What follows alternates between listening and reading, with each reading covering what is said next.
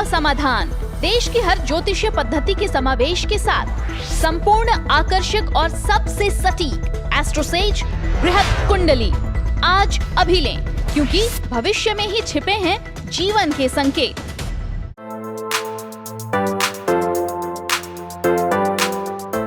जय श्री गणेशाय नमः दोस्तों, स्वागत है आप सभी का दुनिया के नंबर 1 ज्योतिष यूट्यूब चैनल एस्ट्रोसेज टीवी पर। मैं नेहा राजपूत इस वीडियो में आपको बताऊंगी 13 से 19 जुलाई का साप्ताहिक राशिफल। जी हाँ, इन 7 दिनों में क्या कुछ होगा आपके जीवन में खास, इस विषय पर हम चर्चा करेंगे। सभी 12 राशि के जातकों के जीवन में क्या बदलाव होने वाले हैं, क्या उपाय उनको करने चाहिए, इस बारे में बात करेंगे। सबसे पहले आपको बताते हैं कि चंद्रमा इस सप्ताह किन किन राशियों में गोचर करेंगे। तो चंद्रमा का गोचर होगा मेष राशि में, वृषभ राशि में और मिथुन राशि में। इसके बाद इस हफ्ते ही सूर्यदेव का भी गोचर हो रहा है और ये गोचर करेंगे कर्क राशि में। तो इन दोनों ही ग्रहों के गोचर का प्रभाव आपके जीवन पर पड़ने वाला है और इन्हीं ग्रहों के गोचर को आधार मानकर हमने ये राशिफल तैयार किया है। तो चलिए शुरुआत करते हैं मेष के साथ।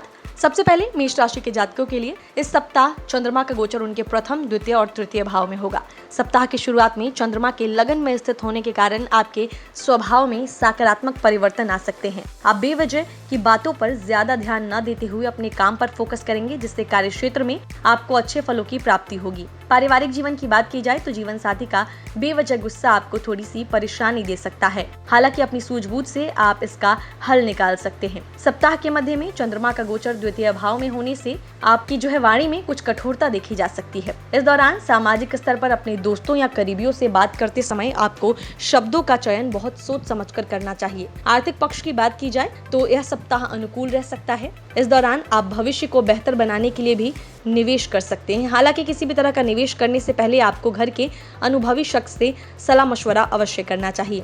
सप्ताह के अंत में चंद्रमा का गोचर तृतीय भाव में होगा। इस दौरान साहस और पराक्रम में वृद्धि होगी। जो लोग शिक्षा अर्जित कर रहे हैं, अपनी क्रिएटिविटी से आप अपने टीचर्स को प्रभावित करेंगे। चंद्रमा के साथ ही सूर्यदेव का भी गोचर हो रहा है। सूर्यदेव आपके चतुर्थ भाव में यानी कि कर्क राशि में गोचर करेंगे। इस गोचर के चलते आर्थिक मामलों को लेकर अनिश्चितता हो सकती है। कुछ कामों के समय पर न होने के कारण आपको हताश भी होना पड़ सकता है। प्रेमी जातकों की बात कर ले तो सप्ताह की शुरुआत बहुत अच्छी नहीं कही जा सकती, क्योंकि सप्ताह की शुरुआत में आपके लवमेट के स्वभाव में गुस्से की अधिकता देखी जा सकती है। हालांकि सप्ताह के अंत में चीजें बदलेंगी और आप उनके साथ अच्छा समय बिता पाएंगे। वैवाहिक जातकों के लिए यह सप्ताह बहुत ही अच्छा रहने की उम्मीद है। आपको महसूस हो सकता है कि आपके जीवन साथी से बेहतर इस दुनिया में और कोई नहीं है। उपाय के तौर पर मंगलवार के दिन हनुमान मंदिर में जाकर दान करें।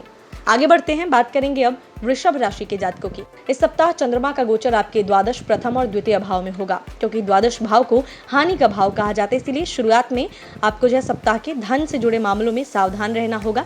सामाजिक स्तर पर भी लोगों से बातचीत सोच समझकर ही करें, क्योंकि आपके द्वारा बोली गई किसी बात का गलत मतलब निकाला जा सकता है। सप्ताह के मध्य में चंद्रमा का गोचर आपके प्रथम भाव में होने से शारीरिक रूप से आप खुद को मजबूत महसूस करेंगे और आप जिम या योग करने का विचार बना सकते हैं। सप्ताह के अंत में चंद्रमा का गोचर आपके वाणी के भाव यानी कि द्वितीय भाव में होने जा रहा है। इस भाव से आपके परिवार और धन के बारे में विचार किया जाता है। आर्थिक मामलों को लेकर इस दौरान आपको थोड़ा सावधान रहने की जरूरत है। आपका कोई करीबी आपसे उधार मांग सकता है। इस दौरान उधार आपको देना भी नहीं चाहिए और लेना भी नहीं चाहिए। इस सप्ताह सूर्य ग्रह का गोचर आपके तृतीय भाव में होगा। तृतीय भाव को साहस और पराक्रम का भाव कहा जाता है। आपके इस भाव में सूर्य के स्थित होने से आपकी साहस और पराक्रम में भी इस दौरान वृद्धि देखी जाएगी। प्रेमी जातकों की बात करें तो यह सप्ताह आप अपने तर्क से अपने लवमेट को रिझाने की और अपने झुकाने की कोशिश कर सकते हैं, जिसकी वजह से प्रेम जीवन में कुछ दिक्कतें आ सकती हैं। वहीं मैरिड लोगों की बात करें तो आप जीवन साथी के साथ वक्त बिताने के लिए अपने जरूरी कामों को भी इस दौरान छोड़ सकते हैं। उपाय के तौर पर माता संतोषी की पूजा अर्चना करें। अब बात करेंगे मिथुन राशि के जातकों की। मिथुन राशि के जातकों के एकादश, द्वादश और प्रथम भाव में इस सप्ताह चंद्रमा का गोचर होगा। सप्ताह की शुरुआत में चंद्रमा आपके एकादश भाव में होंगे। यह भाव लाभ का भाव कहा जाता है, इसीलिए आपको जीवन के कई क्षेत्रों में इस दौरान लाभ होने की संभावना है।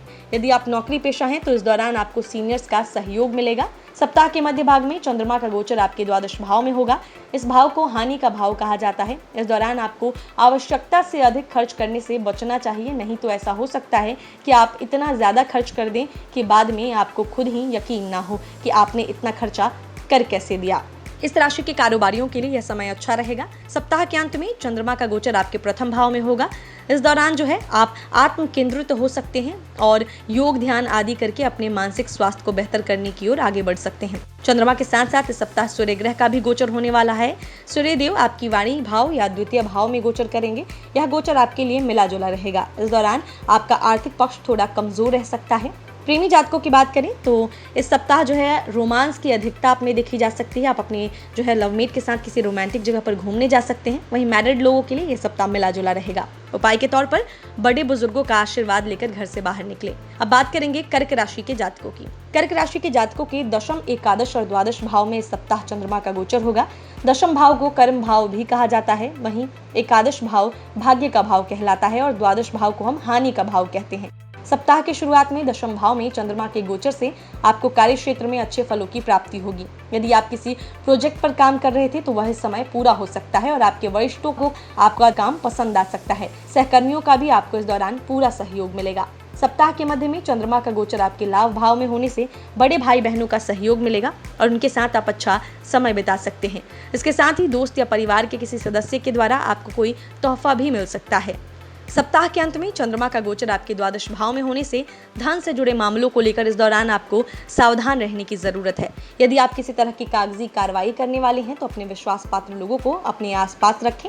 सूर्य का गोचर जो है आपके लगन भाव यानी कि आपके प्रथम भाव में होगा, जिससे आप में नेतृत्व के गुण आएंगे। प्रेमी जातकों की बात करें तो इस राशि के जो जातक प्रेम संबंधों में पड़े हैं उनके लवमेट के व्यवहार में इस सप्ताह गुस्से की अधिकता रहेगी, जिसके कारण आपको थोड़ी बहुत परेशानियां हो सकती हैं। आपको कोई भी प्रतिक्रिया देने से पहले उनके गुस्से की वजह जाननी चाहिए और खुलकर उनसे बात करनी चाहिए।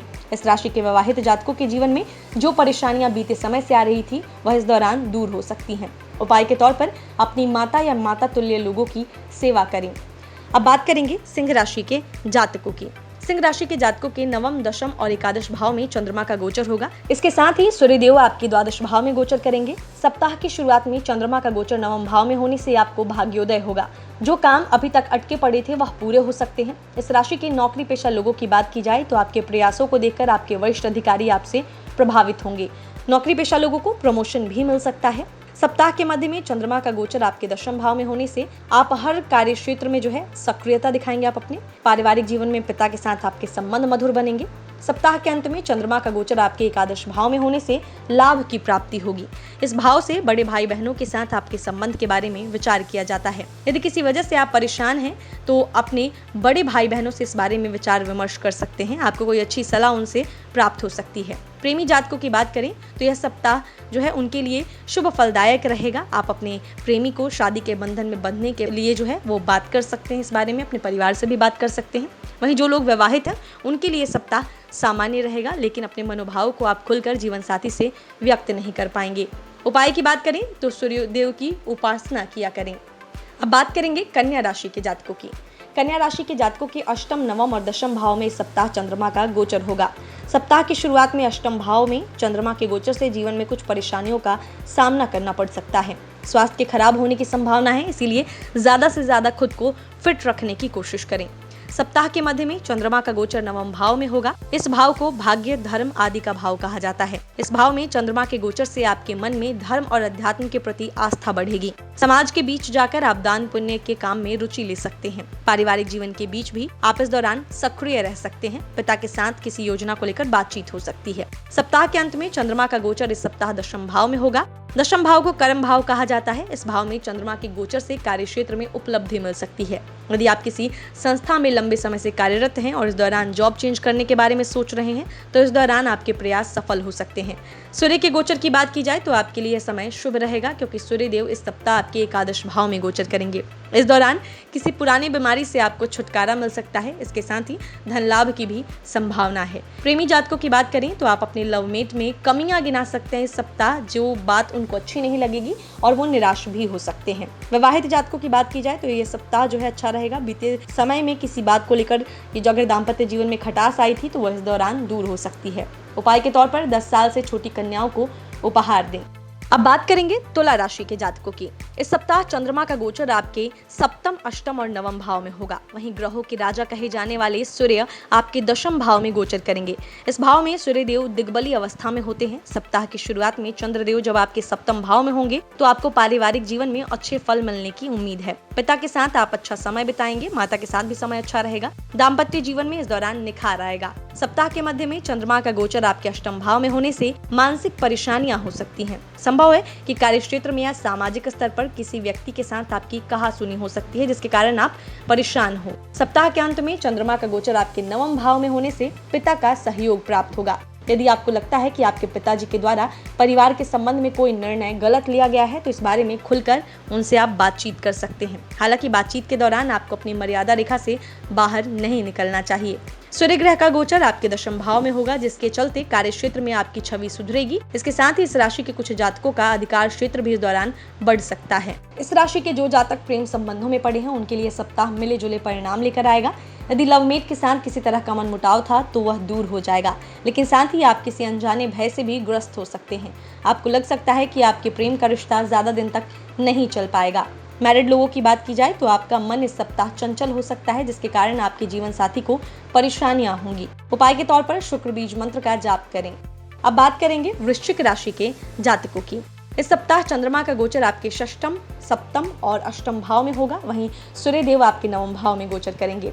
सप्ताह की शुरुआत में चंद्रमा का गोचर आपके अष्टम भाव में होने से स्वास्थ्य में सकारात्मक परिवर्तन आने की पूरी संभावना है। यदि आप किसी लंबे बीमारी से जूझ रहे थे तो इस दौरान उनसे आपको छुटकारा मिल सकता है। इस राशि के जो जातक नौकरी पेशा हैं उनको कार्य क्षेत्र में मन चाहे परिणाम मिलने की संभावना है। इस दौरान आपके विरोधी भी आपके पक्ष में बात कर सकते हैं। सप्ताह के मध्य में चंद्रमा का गोचर आपके सप्तम भाव में होगा। इस भाव को साझेदारी का भाव कहा जाता है। इस भाव में चंद्रमा के गोचर से इस राशि के लोगों को नौकरी पेशा या कारोबार से जुड़े मामलों में बहुत सावधान रहने की जरूरत है। यदि आप साझेदारी में कारोबार करते हैं तो अपने साझेदार से बात करते समय स्पष्टता बरतें। किसी भी बात को उलझाकर कहने से पार्टनर को महसूस हो सकता है कि आप उनसे कुछ छुपा रहे हैं। सप्ताह के अंत में चंद्रमा का गोचर अष्टम भाव में होने से स्वास्थ्य के प्रति आपको सावधान रहने की जरूरत है। यदि आप परिवार से दूर रहते हैं और खाना पीना बाहर करते हैं तो ज्यादा तला भुना या मसालेदार भोजन करने से आप बचे, नहीं तो पेट की परेशानी हो सकती है।